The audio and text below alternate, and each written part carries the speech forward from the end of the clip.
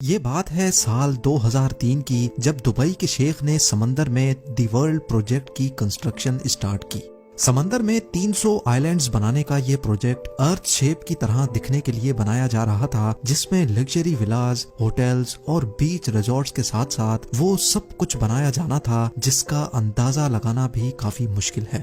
یہاں تک کہ اس پروجیکٹ کی جب ایڈورٹائزمنٹ ہو رہی تھی تو اس میں دی ورلڈ کو لینڈ آف پیراڈائز یعنی جنت کی زمین کا لقب بھی دیا گیا۔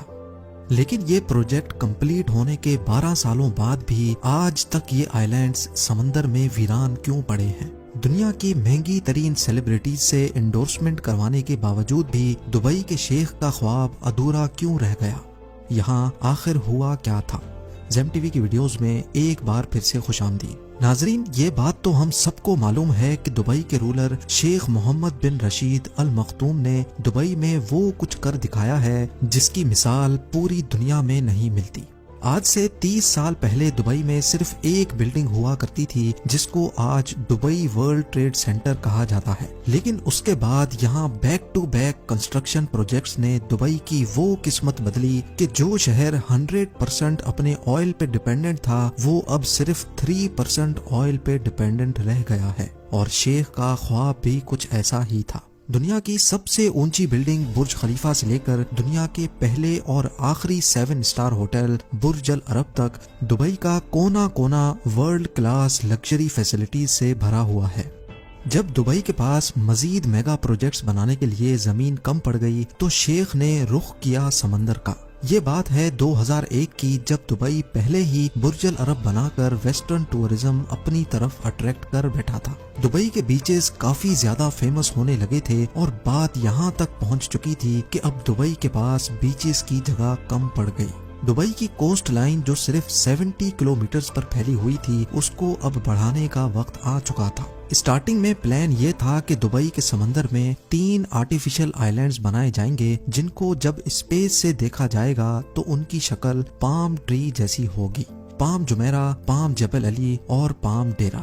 2001 میں سب سے پہلے پام جمیرہ پر کام اسٹارٹ کر دیا گیا کیونکہ شاید یہ پلان کیے گئے آئلینڈز میں سب سے چھوٹا تھا۔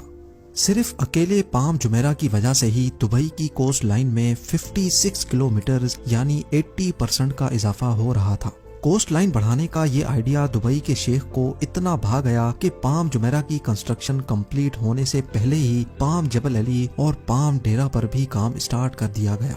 ان 3 آئلینڈز کے علاوہ ایک اور پروجیکٹ بھی تھا جس نے کسی میگنیٹ کی طرح پوری دنیا کی اٹینشن اپنی طرف کھینچ لی۔ یہ پروجیکٹ دی ورلڈ کے نام سے لانچ کیا گیا جس میں ٹوٹل 300 چھوٹے آئلینڈز موجود تھے۔ دی ورلڈ کا ڈیزائن ارتھ کے میپ کے حساب سے رکھا گیا تھا جس میں ہر کنٹری کے نام سے الگ الگ آئلینڈ بنائے گئے تھے۔ 2003 میں دی ورلڈ کی کنسٹرکشن کا کام اسٹارٹ کر دیا گیا جو دبئی کے ساحل سے 3.5 کلومیٹر دور سمندر کی تابڑ توڑ لہروں کو روک کر بنایا جا رہا تھا۔ دی ورلڈ آئلینڈز اصل میں دنیا کی ایلیٹ کلاس کے لیے ایک پلے گراؤنڈ ہونے والا تھا۔ انٹرنیشنل ایکٹرز، رائل کلاس اور بزنس ٹائکونز نے خوب جم کر اس پروجیکٹ میں حصہ لیا۔ کچھ نے اپنے پرسنل یوز کے لیے یہاں آئلینڈز خریدے تو کچھ نے اس کی ایڈورٹائزمنٹ کر کے اپنا پارٹ پلے کیا۔ یہاں پر چھوٹے سے چھوٹے آئلینڈ کی قیمت $15 ملین یعنی 112 کروڑ روپے رکھی گئی، اور بڑے آئلینڈز ان کے تو کیا ہی کہنے۔ ایک آئلینڈ $50 ملین یعنی تقریباً 375 کروڑ روپیوں میں سیل کیا گیا۔ جس طرح دبئی کو پاس پروجیکٹس میں بھرپور کامیابی ملی تھی اسی طرح دی ورلڈ میں بھی ملی۔ کنسٹرکشن کمپلیٹ ہونے سے پہلے ہی 2008 میں 60% سے بھی زیادہ آئلینڈز سیل آؤٹ ہو چکے تھے۔ لیکن سوال یہ ہے کہ سمندر میں ریت سے بنے ان آئلینڈز کی اتنی زیادہ قیمت کیوں رکھی گئی؟ پہلی بات تو یہ ہے کہ یہ اتنا آسان کام نہیں ہے۔ ٹھاٹھے مارتے ہوئے سمندر میں ایک چھوٹا سا آئلینڈ بھی بنانا بہت مشکل ہوتا ہے۔ یہاں تو پھر دبئی نے 300 آئلینڈز بنائے تھے۔ صرف ایک آئلینڈ کو بنانے میں اتنی زیادہ ریت استعمال ہوئی تھی کہ اس سے ایک پورا کرکٹ اسٹیڈیم ٹاپ سے لے کر باٹم تک بھرا جا سکتا ہے۔ اگر پتھروں کی بات کی جائے تو دی ورلڈ آئلینڈز میں استعمال ہونے والے پتھروں کا وزن 5.5 لاکھ ٹرین انجنز کے وزن کے برابر بنتا ہے۔ 9 किलोमीटर लंबा और 6 किलोमीटर चौड़ा ये प्रोजेक्ट बनाने में दुबई गवर्नमेंट को 14 अरब डॉलर खर्च करने पड़े। इस रकम से दुबई 9 बुर्ज खलीफा या फिर 14 बुर्ज अल अरब जैसे 7 स्टार लग्जरी होटल्स बनवा सकता था। लेकिन शेख को ना सिर्फ दुबई की जमीन बल्कि यहाँ के समंदर से भी इनकम जनरेट करना थी, और यही वजह थी कि शेख समंदर में जन्नत की जमीन बनाना चाहते थे। तो फिर आखिर ऐसा क्या हुआ कि इतना ताम झाम करने के बावजूद भी पिछले 12 सालों से ये आइलैंड्स बिल्कुल वीरान पड़े हैं। दी वर्ल्ड आइलैंड्स के फेलियर में सबसे पहला रीजन इसका डिजाइन है। सबको यही उम्मीद थी कि प्रोजेक्ट का डिजाइन अर्थ के मैप के हिसाब से बनाया जाएगा, लेकिन प्रोजेक्ट कंप्लीट होने के बाद मालूम पड़ा कि ये अर्थ के डिजाइन से काफी ज्यादा अलग है। ज्यादातर आइलैंड्स की शेप एक्चुअल कंट्रीज की शेप से काफी मुख्तलिफ थी, जिससे इन्वेस्टर्स को काफी ज्यादा डिसअपॉइंटमेंट हुई। लेकिन सिर्फ डिजाइन का चेंज होना ही दी वर्ल्ड की नाकामी का रीजन नहीं था। 2008 में दी वर्ल्ड की लॉन्च रखी गई, जिसमें पूरे दुबई को फायरवर्क से चमका दिया गया था। जितना पैसा इस लॉन्च इवेंट में बहाया गया वो सारा का सारा बेमकसद साबित हुआ, क्योंकि ये वो वक्त था जब पूरी दुनिया को ग्लोबल फाइनेंशियल क्राइसिस ने घेर रखा था।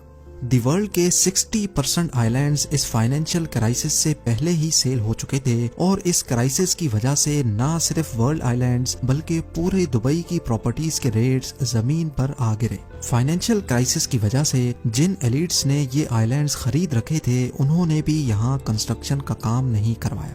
वक्त गुजरता गया और इसी दौरान एक और मसला खड़ा हो गया। खाली पड़े आइलैंड्स आहिस्ता आहिस्ता समंदर की नजर होने लगे। ये नोटिस किया गया कि कई आइलैंड्स इरोजन की वजह से समंदर के नीचे जा चुके हैं। ये खबर जहां अपने तौर पे काफी डेंजरस थी, वहीं मीडिया कवरेज ने लोगों का इस प्रोजेक्ट पर ट्रस्ट मजीद कम कर दिया। उसका नतीजा ये हुआ कि ग्लोबल फाइनेंशियल क्राइसिस खत्म होने के बाद दुबई के दूसरे एरियाज में तो बिजनेस वापस लौट आया, लेकिन वर्ल्ड आइलैंड्स पर इरोजन के डर से किसी ने भी अपनी किस्मत नहीं आजमाई। इंजीनियर्स और रिसर्च टीम ने जब आइलैंड इरोजन को इन्वेस्टिगेट किया तो एक और खौफनाक मामला उभर कर सामने आ गया। पाम जुमेरा, पाम जबल अली और पाम डेरा के साथ साथ वर्ल्ड आइलैंड्स की कंस्ट्रक्शन में इस्तेमाल होने वाली रेत पर्शियन गल्फ के समंदर से ही ड्रेजर के जरिए निकालकर आइलैंड साइट पर डंप की जाती थी। जिन शैलो वाटर्स में से रेत निकाली गई थी वहां पानी का दबाव बढ़ गया, जिसकी वजह से समंदर की वेव्स में काफी चेंजेस नोटिस की गई। वेव्स में चेंजेस की वजह से न सिर्फ आर्टिफिशियल आइलैंड्स बल्कि पूरे दुबई की कोस्ट लाइन में इरोजन देखी गई। ये सैटेलाइट फुटेज 2002 की है, जब सिर्फ पाम जुमेरा बनाया गया था। इस फुटेज में दुबई की कोस्ट लाइन को गौर से देखें, जो कि ऑलमोस्ट स्ट्रेट लाइन में नजर आ रही है। अब गौर करें इस फुटेज पर जो 2008 की है, जब बाकी तमाम आइलैंड्स भी बनाए जा चुके थे। इसमें साफ साफ देखा जा सकता है कि दुबई की अपनी कोस्ट लाइन जगह जगह से इरोड हो रही है, और इसको रोकने के लिए कई जगह पर आर्टिफिशियल वॉल्स भी खड़ी की गई हैं। आर्टिफिशियल आइलैंड्स बनाने, दुबई की कोस्ट लाइन को डबल ट्रिपल करने और नेचर से खेलने का अमल अब दुबई पर उल्टा वार करने पर तुला है। इस मामले ने इन्वेस्टर्स, बिजनेस टाइकून्स और सेलिब्रिटीज के ट्रस्ट लेवल को इतनी ठोस पहुंचाई कि दुबई गवर्नमेंट ने तमाम आइलैंड प्रोजेक्ट्स पर फौरन काम रुकवा दिया। बात यहाँ तक पहुँच गई कि दुबई को पाम जबल अली के इन्वेस्टर्स को रिफंड करना पड़ा और पाम डेरा के प्रोजेक्ट को आधे में ही छोड़ना पड़ा। बेशक प्राइवेट आइलैंड का अपना ही चार्म है, लेकिन जो लग्जरी वर्ल्ड आइलैंड्स में एंजॉय की जा सकती है वो पाम जुमेरा पर ऑलरेडी लोग कर रहे हैं। आखिरकार ये दुबई का पहला आर्टिफिशियल आइलैंड प्रोजेक्ट है जो भरपूर कामयाब हुआ। कई famous celebrities already palm Jumeirah पे प्रॉपर्टीज ओन करते हैं, जिनमें famous football player David become, Shahrukh Khan और शिल्पा शेट्टी के साथ साथ कई जाने माने नाम भी शामिल हैं। लेकिन ऐसा भी नहीं है कि वर्ल्ड आइलैंड्स पर किसी ने भी अपना मेंशन नहीं बनाया। 300 में से 9 आइलैंड्स ऐसे हैं जिनको डेवलप किया जा चुका है। इनमें लेबनान आइलैंड, यूरोप आइलैंड्स और फार्मूला 1 ड्राइवर के नाम पे बनाया गया माइकल शू मेकर आइलैंड डेवलप किया जा चुका है। बाकी तमाम 291 आइलैंड्स अभी तक खाली पड़े हैं और आहिस्ता आहिस्ता समंदर की नजर होते जा रहे हैं। दुबई के शेख अपनी इस नाकामी से अच्छी तरह वाकिफ हैं और अपनी इस गलती को सुधारने के लिए नए और जदीद प्रोजेक्ट्स भी लॉन्च करने में लगे हैं। नया प्लान ये है कि पहले दी वर्ल्ड के यूरोप आइलैंड्स को डेवलप किया जाए, स्वीडन आइलैंड में 10 पैलेसेस, जर्मनी आइलैंड में 32 विलास और टोटल 78 फ्लोटिंग स्वीट्स बनाने का प्लान किया गया है। इन फ्लोटिंग स्वीट्स में टूरिस्ट समंदर के एक यूनिक एक्सपीरियंस को एंजॉय कर सकेंगे। ना सिर्फ समंदर के ऊपर बल्कि टूरिस्ट अपने अंडर वाटर बेडरूम से मरीन लाइफ से भी लुत्फ अंदोज हो सकेंगे।